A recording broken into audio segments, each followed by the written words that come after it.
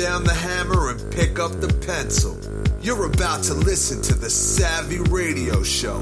Learn from real-life real estate investors, experience revealed with the Savvy Landlord. Hey, what's going host. on? This is your friend Steve Van Kallenberg. You tuned in to the Savvy Radio Show. Got a brand new recording device for the podcast. My other one broke. I was at the Fastlane Summit, so excited, and I broke it. How's that go? But that's what it is in life, on the road, or trying to be somebody, something cool.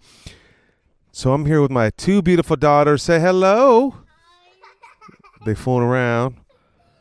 So I'm going to break off this little quick podcast just to test out the new mic. Nothing big, nothing powerful. But there's one thing I learned that would be a good tip for you. And if you're in between jobs, you're frustrated, things are not going as well as you want them to, you should check in and get your resume ready. Yep, I said that. And I'm not saying you should ever, first of all, you should never work for anybody.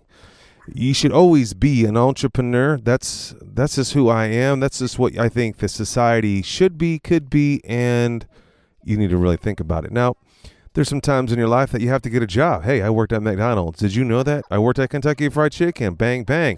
And I worked at, where else did I work at? Oh, and I worked at Red Lobster.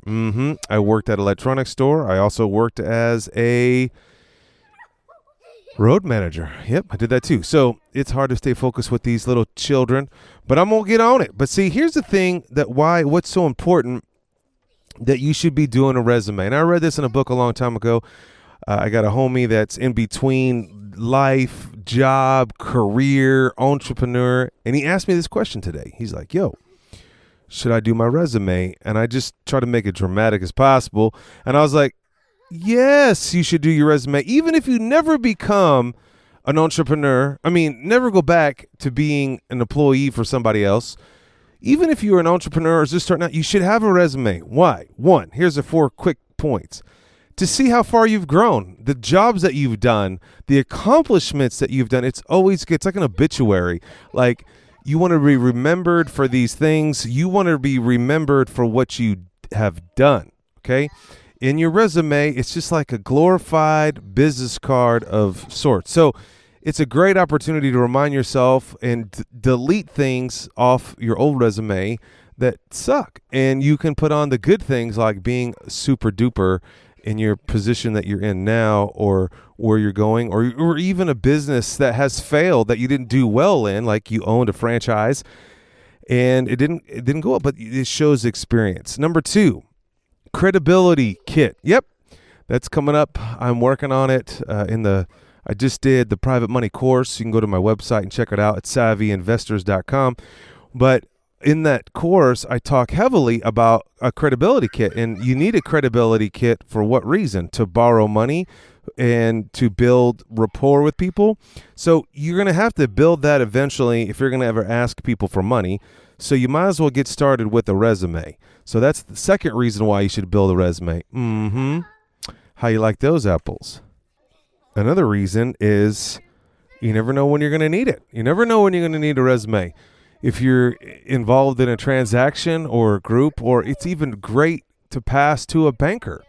So just your experience, we talked about this several times on podcasts, but your banker, they're always building a file for you, against you, however you want to think about it.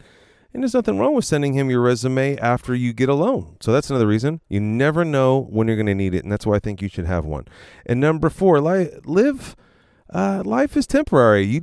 One thing you might and I just saw this with an entrepreneur that was an entrepreneur for almost 10 years, killing it, grinding it, and then sold his business and then started another business and then just floundered around. And then he had to go take a real job. His reasoning is not necessarily the right reasoning, but his reasoning, my wife's dream is to build a house.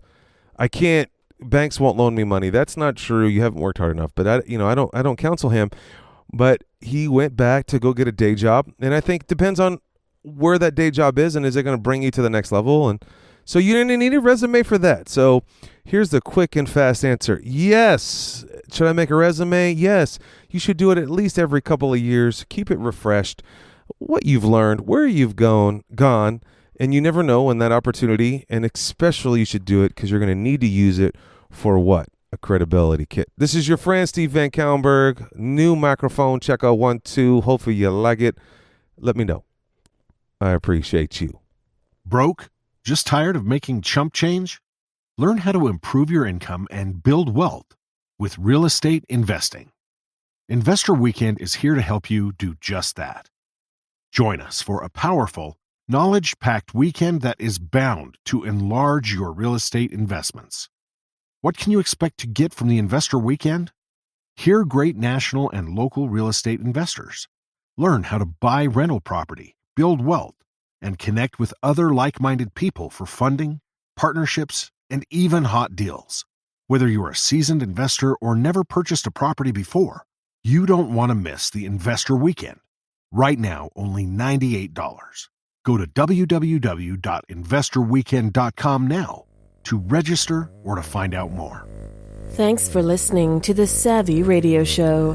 Glide online and listen to our other motivating episodes at savvyradioshow.com. Connect on Twitter at LandlordBook and always be buying assets.